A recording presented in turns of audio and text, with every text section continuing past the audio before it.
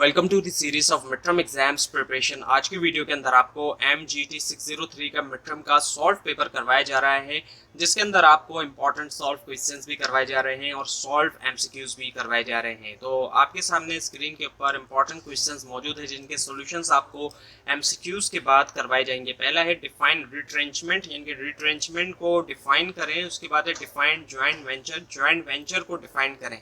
उसके बाद ये कि मर्जर और एक्विजिशन, मर्जर्स या फिर जो एक्विजिशन होते हैं, ये मेथड्स हैं जिसके जरिए दो कंपनीज जो है वो आपस में क्या करती हैं, कंबाइन करती हैं, अपना एक दूसरे के साथ मिल जाती हैं एक तरह से, ताकि वो एक बड़ी कंपनी बना लेती हैं। सो रीजंस क्या हो सकते हैं अचीव करने के लिए मर्जर्स या फिर जो एक्विजिशन है। और उसके बाद ये कि define concentric diversification, concentric diversification को डिफाइन करें and define product development. So MCQs अब आपको करवाए जा रहे हैं, इसके बाद आपको इंपॉर्टेंट क्वेश्चंस भी करवाए जाएंगे सोल्यूशन के साथ। सो स्ट्रेटजी फॉर्मुलेशन स्टेज जो है उसके अंदर तमाम के तमाम ऑप्शन शामिल है, एक को छोड़ के वो है एनुअल ऑब्जेक्टिव्स। बाकी है vision and mission, strengths and weakness and opportunities and threats. उसके बाद ऑल ऑफ द फॉलोइंग जितने भी ऑप्शन हैं वो रिप्रेजेंट करते हैं possible threats to ABC company, except एक को छोड़ के वो है इम्प्रूव्ड बायर और सेलर रिलेशनशिप। बाकी ऑप्शन है इसके अंदर entrance of new competitor and new और रिवाइज्ड रेगुलेशन। उसके बाद ये कि एक्सक्लूसिव एक्सेस जो होता है हाई ग्रेड नेचुरल रिसोर्सेज का, वो एग्जांपल इनमें से किसकी, वो है स्ट्रेंथ की। Strength is the answer.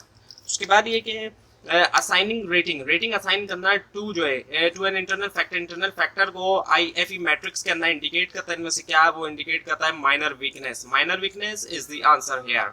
उसके बाद what is the essential bridge क्या है between the present and the future, present और फ्यूचर के दरमियान, जो कि इंक्रीज करता है लाइकलीहुड अचीव करने के लिए डिजायर्ड रिजल्ट, वो है planning. So planning is the answer. उसके बाद ये कि सना ने स्पेंड किया एक डे जो है ना एक सेशन के अंदर, where the future of her company was discuss, जहां पर उसकी जो कंपनी का फ्यूचर है डिस्कस हुआ। So people involve were trying to determine, जो लोग शामिल थे वो इस बात को डिटरमाइन कर रहे थे कि what the role of their company, उनका क्या रोल था उनकी कंपनी का, was as the 21st century approach, जैसे कि 21st सेंचुरी आ गई है तो मतलब उनकी कंपनी का क्या रोल था। So goals were then developed, goals जो है वो डेवलप हुए, जो विजन था कंपनी की उसके ऊपर, based upon their vision of the company mission, उनके विजन के ऊपर, कंपनी के मिशन के। और सना ने स्पेंड किया अपना day on which of the following process, कौन से प्रोसेस के ऊपर, प्लानिंग। सो प्लानिंग हुई एक्चुअली वहां पर। उसके बाद ये कि how synergy can be numerically express, numbers के अंदर हम सिनर्जी को किस तरीके से बता सकते हैं, वो है 2 + 2 = 5। दो और दो मिलके वैसे तो 4 होते हैं मैथमेटिकली तौर पे, लेकिन सिनर्जी में वो 5 या 6 भी हो सकते हैं। दो और दो मिलके 5 का काम करें, इसको हम सिनर्जी कहेंगे। उसके बाद विच ऑफ द फॉलोइंग इनमें से कौन सा जो ऑप्शन रिवील कर सकता है डेमोग्राफिक कैरेक्टरिस्टिक्स जो एक ऑर्गेनाइजेशन कस्टमर की, वो है कस्टमर प्रोफाइलिंग इसका आंसर है। उसके बाद ये कि टेस्ट मार्केटिंग जो है कॉमनली अप्लाइड होती है by which of the following companies, कौन सी कंपनीज करती हैं, वो है कंज्यूमर गुड्स कंपनीज इसका आंसर है। उसके बाद ये कि विच ऑफ द फॉलोइंग इनमें से कौन सा ऑप्शन जो है आर द कंसिडरेशन है for a company when conducting test, जब वो कर रही है टेस्ट मार्केटिंग, वो है what advertising channel should be used for test, कौन सा एडवर्टाइजिंग चैनल जो है वो यूज किया जाए टेस्ट के लिए। उसके बाद which of the following ratios, इनमें से कौन से ratios is least likely to be helpful, वो बहुत कम जो है हेल्पफुल होंगे इवेल्युएट करने में फर्म्स का जो डिसीजन है डिविडेंड के हवाले से, वो है long term debt to equity ratio इसका आंसर है। उसके बाद debt to equity ratio is one of the types of which ratio, debt to equity ratio जो है वो टाइप होती है इनमें से कौन से रेशियो की, वो होती है लेवरेज इसका आंसर है। उसके बाद ये स्ट्रेटजी फॉर्मुलेशन फेज के अंदर what can be the problem, क्या प्रॉब्लम हो सकती है व्हेन ओनली फाइनेंशियल रेशियोज, जब सिर्फ फाइनेंशियल रेशियोज जो वो यूज होते हैं मेजर करने के लिए ऑर्गेनाइजेशनल परफॉर्मेंस, वो है they need to be compared, जरूरत होती है कि उनको कंपेयर किया जाए विद कॉम्पिटिटर्स के साथ।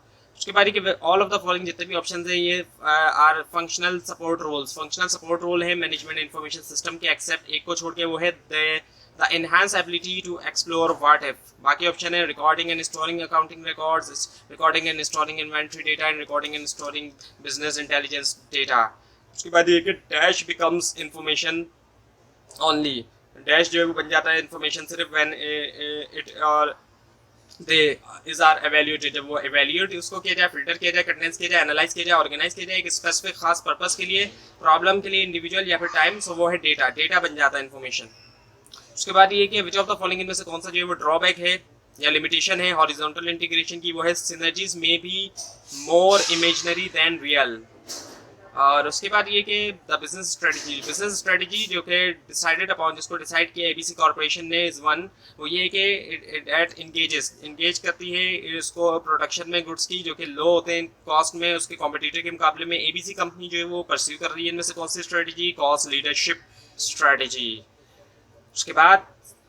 उसके बाद ये कि व्हेन यूजेज रेट, जो जब यूजेज रेट जो है प्रेजेंट कस्टमर्स का कंपनी के उसको इंक्रीज किया जा सकता है सिग्निफिकेंटली, और जो करंट मार्केट रेट है वो सैचुरेट नहीं है। सो कौन सी स्ट्रेटजी जो है वो इफेक्टिव होगी कंपनी के लिए कि वो फॉलो करें, वो होगी market penetration. Market penetration is the answer here. उसके बाद which of the following involves, इनमें से कौन सा ऑप्शन के अंदर शामिल है सब्सटेंशियल जो मॉडिफिकेशन होती है एग्जिस्टिंग प्रोडक्ट्स की, या फिर जो क्रिएशन होती है न्यू की, लेकिन related products that can be marketed, जिसको मार्केट किया जा सकता है करंट कस्टमर के लिए एस्टेब्लिश चैनल्स के जरिए, वो है प्रोडक्ट डेवलपमेंट। तो product development is the answer.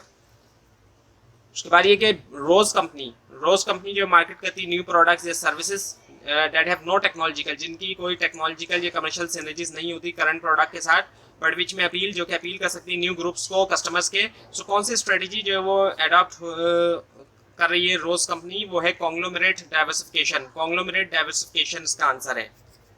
उसके बाद ये कि XYZ कॉर्पोरेशन ने जो वो डिसाइड किया कि वो कट बैक करे उसकी प्रोडक्ट लाइन के ऊपर, या और रिड्यूस करे जो साइज है उसके ऑपरेशन का, क्योंकि it can no longer support, वो सपोर्ट नहीं कर सकती, sorry it can no longer commitments, it can support no longer commitment, जो कमिटमेंट है उनको जो कि जरूरी है इसको सस्टेन करने के लिए। सो XYZ जो है वो क्या कर रही है, इनमें से कौन सी स्ट्रेटजी, रिट्रेंचमेंट में यही होता है कि कट बैक कर दिया जाता है प्रोडक्ट्स वगैरह को, और जो साइज होती है उसको रिड्यूस भी किया जाएगा। उसके बाद ये कि अहमद टेक्सटाइल और जो सुपीरियर टेक्सटाइल है कम विद ईच अदर, एक दूसरे के साथ मिल गए क्रॉस मैन्युफैक्चरिंग एग्रीमेंट के अंदर। फर्म जो है वो जा रही है इनमें से किसके तरफ, वो है जॉइंट वेंचर, आपस में मिल जाती हैं दो फर्म्स इस वजह से। उसके बाद ये मर्जर्स एंड एक्विजिशन, मर्जर और एक्विजिशन जो है are created for all of the following, इन तमाम चीजों के लिए उनको बनाया जाता है सिवाय एक को छोड़ के, वो क्या है, for increase in number of employees के लिए नहीं बनाया जाता, बाकी बनाया जाता है for gaining new technology, for reduction of tax obligation and for gaining economies of scale. उसके बाद ये कि local state and national election जो है, इसके अलावा world oil currency, labour market, number of patents, special tariff, ये जो एग्जांपल इनमें से किसकी, वो है political, governmental and legal forces की। Political, governmental and legal forces is the answer here. उसके बाद विच ऑफ द फॉलोइंग इनमें से कौन सा जो है वो बेस्ट डिस्क्राइब करता है इस स्टेटमेंट को, वो क्या है, सिस्टमैटिक एंड एथिकल प्रोसेस, एक सिस्टमैटिक और एथिकल जो प्रोसेस है for gathering and analysing information about competition activities and general business trend to further our business on goal, ये है competitive intelligence programme. Competitive intelligence programme इसका answer है। उसके बाद विच ऑफ द फॉलोइंग इनमें से किस ऑप्शन को कैन बी कंसीडर किया जा सकता है as a barrier to entering a market और इंडस्ट्री, इनके बैरियर के तौर पे एंटर होने के लिए मार्केट या इंडस्ट्री में, वो है relatively large capital requirement and industry have economies of scale, यानी कि बहुत ज़्यादा कैपिटल चाहिए और इकोनॉमीज ऑफ स्केल है इंडस्ट्रीज में, यानी कि बड़े पैमाने पे काम हो रहा है, तो ये भी एक बहुत बड़ा बैरियर बन जाता है। नई आने वाली फर्म के लिए पॉसिबल नहीं होता कि बहुत ज़्यादा कैपिटल लगाए और बड़े पैमाने पे वो काम करें। उसके बाद देखिए सप्लायर बार्गेनिंग पावर जो is not likely to pose strong competitive pressure, मुमकिन तौर पे वो जरूरी नहीं कि बहुत ज़्यादा कॉम्पिटिटिव प्रेशर वो रखे। When which of the following situation is prevailing, जब इनमें से कौन सी सिचुएशन हो रही है तब, सो वो ये कि the product of alternative supplier are highly differentiated, जो प्रोडक्ट है अल्टरनेटिव सप्लायर की हाईली डिफरेंशिएटेड है, making the cost of switching relatively high, वो बना रही है कॉस्ट जो स्विचिंग की relatively high.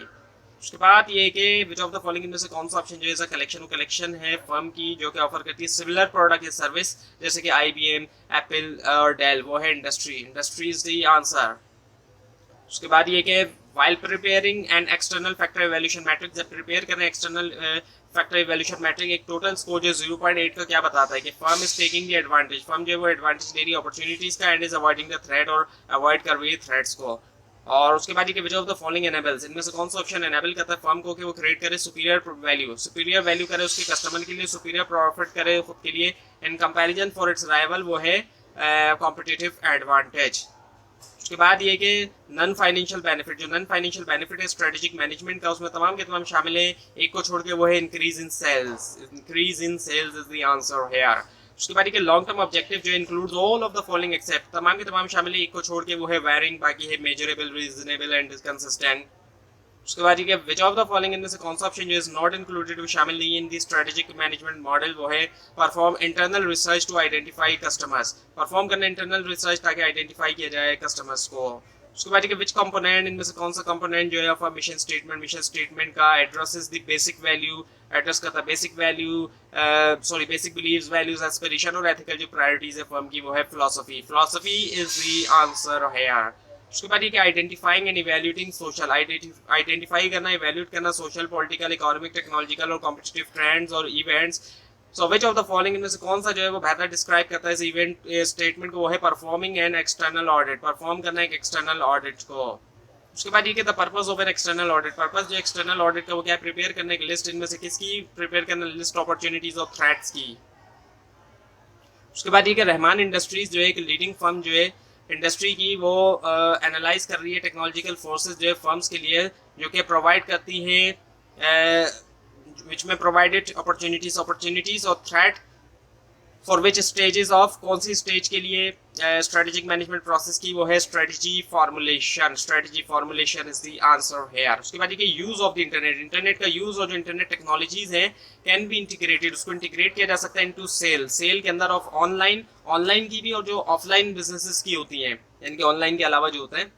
And marketing portion, और जो मार्केटिंग पोर्शन है वैल्यू चेंज का through which of the following में से किसके जरिए से जाओगे, ऑल ऑफ द गिवन, जिसके अंदर आया था through software that permits customer to specify build to order option, इसके अलावा through online product catalogues containing rich in product information and specifications. उसके बाद ये कि विच ऑफ द फॉलोइंग इनमें से कौन सा ऑप्शन जो है वो बेस्ट डिस्क्राइब्स दिस स्टेटमेंट, इस स्टेटमेंट को बेहतर डिस्क्राइब करता है, और वो क्या है, a systematic and ethical process, एक सिस्टमैटिक और जो एथिकल प्रोसेस है for gather and analysing information, gather करने के लिए और एनालाइज करने के लिए information about the competition, competition के बारे में, कंपटीशन एक्टिविटीज के बारे में, and general business trend to further a business on goal, और जनरल बिजनेस ट्रेंड जो है ताकि फर्दर किया जाए कि बिजनेस ऑन गोल, वो है competitive intelligence programme. Competitive intelligence programme इसका आंसर है। उसके बाद which of one of the following इनमें से कौन सा जो है नॉट अ बेसिक मिशन, वो बेसिक मिशन नहीं है of a competitive intelligence programme, वो क्या है, to identify industry executive, identify करना industry executive who could be hired by the firm, जिनको हायर कर सकती है फर्म। उसके बाद ये कि विच ऑफ द फॉलोइंग स्टेटमेंट, इनमें से कौन सा स्टेटमेंट जो है वो करेक्ट है in relation to the five forces framework. Five forces framework के हवाले से वो है कि the framework is a mean of identifying the forces which affect the level of competition in an industry. उसके बाद ये कि वेरियस जॉब टाइटल्स, बहुत से जॉब टाइटल जो स्ट्रेटजिस्ट के में include all of the following except एक को छोड़ के, वो है फोरमैन, बाकी option owner, chancellor and chief executive officer. उसके बाद ये कि अकॉर्डिंग टू पीटर ड्रकर के मुताबिक what is the prime task, prime task क्या है स्ट्रेटेजिक मैनेजमेंट का, वो है to think through the overall mission of a business, सोचना, टू थिंक, सोचना जो ओवरऑल मिशन है बिजनेस का उसके जरिए। उसके बाद ये कि जो एक्सटर्नल अपॉर्चुनिटीज़ हैं और थ्रेट है जो कि सिग्निफिकेंटली बेनिफिट कर सकते हैं या हार्म कर सकते हैं एक ऑर्गेनाइजेशन को, उसमें तमाम के तमाम ऑप्शन शामिल है। एक को छोड़ के वो है रिसर्च एंड डेवलपमेंट, बाकी ऑप्शन है डेमोग्राफिक, कॉम्पिटिटिव ट्रेंड्स और टेक्नोलॉजिकल चेंजेस आ जाते हैं उसके अंदर आंसर। उसके बाद ये S&T ऑर्गेनाइजेशन हैज़ एस्टेब्लिश किया गेम प्लान जो है उसकी बिजनेस ऑपरेशन के लिए, और ये जो गेम प्लान है रिफ्लेक्ट करता है कंपनी की जो अवेयरनेस है कि कैसे और कहाँ इसको कॉम्पीट करना चाहिए और अगेंस्ट होम भी कंपटीशन और किसके अगेंस्ट कंपटीशन होना चाहिए। सो इसको बताया जा सकता है कि ऑर्गेनाइजेशन ने इस्टेब्लिश किया है, क्या स्ट्रेटजी को इस्टेब्लिश किया है। उसके बाद ये कि आइडेंटिफाई द टर्म, आइडेंटिफाई करें टर्म जो कि जानी जाती है mean of providing guidance to action और प्रोसीजर, जिसमें इंक्लूड ये कि कैसे रिसोर्सेज जो है वो एलोकेट होते हैं और कैसे टास्क असाइन होते हैं ऑर्गेनाइजेशन को जो कि एस्टेब्लिश होंगे, अकम्प्लिश होंगे, वो है पॉलिसीज इसका आंसर हो गया। उसके बाद ये कि all of the following external forces directly affect, इनमें से कौन सी एक्सटर्नल फोर्सेस डायरेक्टली अफेक्ट करती हैं, सॉरी तमाम जो एक्सटर्नल फोर्सेस हैं नीचे दी गई वो डायरेक्टली अफेक्ट करती हैं एक ऑर्गेनाइजेशन को, सिवाय एक को छोड़ के, वो है management structure of an organisation. बाकी ऑप्शन इसके अंदर management segment, market segment strategies, type of product और सर्विस ऑफर्ड और choice of businesses to acquire और सेल। उसके बाद ये कि सपोज जो वैल्यू है करेंसी की एक सर्टेन कंट्री की वो गिर जाती है, what can be the effect on companies in different industries and in different location in the countries respectively. So वो है significant and unequal. significant और unequal इसका आंसर है। अब आपके सामने जो है वो इम्पोर्टेंट क्वेश्चंस के सॉल्यूशंस जो है वो मौजूद हैं जो आपको करवाए जा रहे हैं। सो पहला ये कि डिफाइन रिट्रेंचमेंट को डिफाइन करें। सो रिट्रेंचमेंट जो है होती है जब एक ऑर्गेनाइजेशन रीग्रुप करती है कॉस्ट और एसेट रिडक्शन के जरिए, कॉस्ट और एसेट को रिडक्शन करती है तो रिवर्स डिक्लाइनिंग करने के लिए सेल्स और प्रॉफिट जो है कभी कभी कहा जाता है टर्न अराउंड या फिर रीऑर्गेनाइजेशन स्ट्रेटजी। सो रिट्रेंचमेंट को डिज़ाइन किया जाता है फोर्टिफाई करने के लिए एक ऑर्गेनाइजेशन की जो बेसिक डिस्टिंक्टिव कॉम्पिटेंस है। उसके बाद ये कि डिफाइन जॉइंट वेंचर को डिफाइन करें। तो जब दो या दो से ज़्यादा कंपनीज फॉर्म करती है, टेम्परेरी पार्टनरशिप होती है लेकिन टेम्परेरी किस्म की, या फिर कंसर्टियम होता है और पर्पस क्या होता है कि कैपिटलाइजिंग करना कुछ अपॉर्चुनिटी के ऊपर। जॉइंट वेंचर एक पॉपुलर स्ट्रेटजी है जो कि होती है जब दो या ज़्यादा कंपनीज फॉर्म करती है टेम्परेरी पार्टनरशिप या कंसर्टियम, और पर्पस होता है क्या, कैपिटलाइज करना कुछ अपॉर्चुनिटी के ऊपर। सो ये एक तरह की टेम्परेरी किस्म की पार्टनरशिप होती है। उसके बाद ये कि मर्जर और एक्विजिशन आर मेथड, ये जो मेथड्स होते हैं जिसके जरिए दो कंपनीज कंबाइन होती हैं ताकि फॉर्म करती हैं, बन जाती हैं एक बड़ी कंपनी। और रीजन क्या हो सकते हैं मर्जर या एक्विजिशन को अचीव करने के? सबसे पहले इसमें कि स्ट्रेटेजिक एक्सपेंशन होता है, एक्सेस मिलता है न्यू मार्केट तक, नए कस्टमर तक और डिस्ट्रीब्यूशन तक। जाहिर बात है दोनों आपस में शेयर करते हैं अपनी चीज़ें। और सिनर्जी होती है, एफिशिएंसी में इजाफा हो जाता है। सिनर्जी का मतलब ये कि दो और दो मिलकर 5 या 6 का काम करेंगे, ये पीछे एमसीक्यूज में भी आ चुका है। उसके बाद ये कि economies of scale, so reduction होना यानी कि पर यूनिट कॉस्ट के अंदर, और इम्प्रूव हो जाती है प्रॉफिटेबिलिटी, यानी कि बड़े पैमाने पे फिर काम होता है। तो उससे जाहिर बात है जिस तरह से होलसेल के अंदर होता है ना कि ज़्यादा माल खरीदते हैं तो सस्ती चीज़ मिलती है, इसी तरह ज़्यादा माल जब बनता है तब भी कम उसकी कॉस्ट में कमी आ जाती है और डाइवर्सिफिकेशन हो जाती है, स्प्रेड हो जाता है रिस्क और रिड्यूस हो जाता है डिपेंडेंस होना सिंगल मार्केट के ऊपर।